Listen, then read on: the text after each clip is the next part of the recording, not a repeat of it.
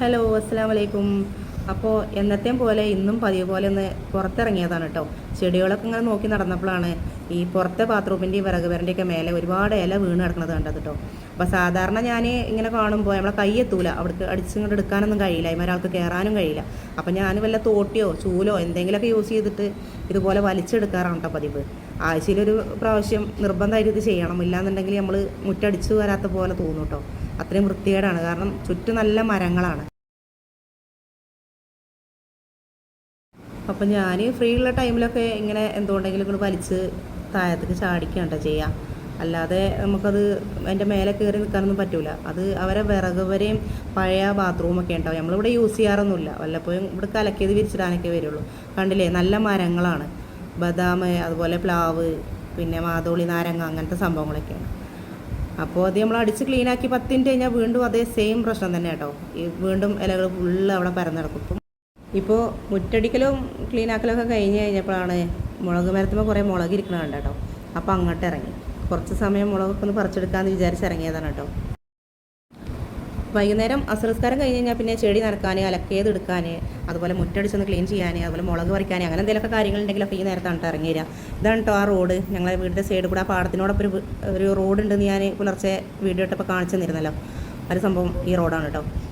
അപ്പോൾ ഇത്രയും മുളക് കിട്ടിയിട്ടോ. പിന്നെ ഇങ്ങനെ എന്നും ഓരോ പിടി മുളക് കിട്ടും, അത് സുറുക്കയിൽ കൊടുന്ന് വെക്കുന്ന പരിപാടി കേട്ടോ. അതൊക്കെ കഴിഞ്ഞ് വന്നപ്പോഴാണ് കിണറിൻ്റെ മേലുള്ള ഇല. ഇതെന്നും ഇങ്ങനെ തന്നെ ഈ വലയിൽ നിറഞ്ഞു നിൽക്കും, 2 ദിവസം കൂടുമ്പോൾ സ്ഥിരം തന്നെയായിട്ട് ഏർപ്പാട്.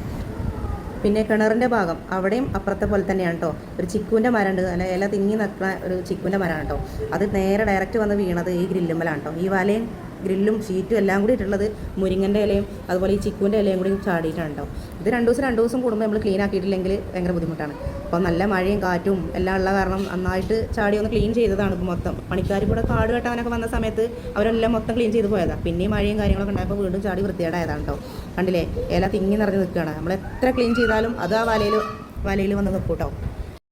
എന്തായാലും എന്നെക്കൊണ്ട് പറ്റുന്ന പോലെയൊക്കെ ഞാൻ വൃത്തിയാക്കിയിട്ടുണ്ട് കേട്ടോ. ആ കോലുകൊണ്ട് തോണ്ടി അങ്ങനെ ഇങ്ങനെ അടിച്ച് ക്ലീൻ ആക്കിയതാണ് കേട്ടോ. അല്ലാതെ ഇവിടുന്ന് കൈകൊണ്ട് എത്തുന്ന ഒരു രൂപത്തിലൊക്കെ തോണ്ടി വൃത്തിയാക്കിയത് കേട്ടോ.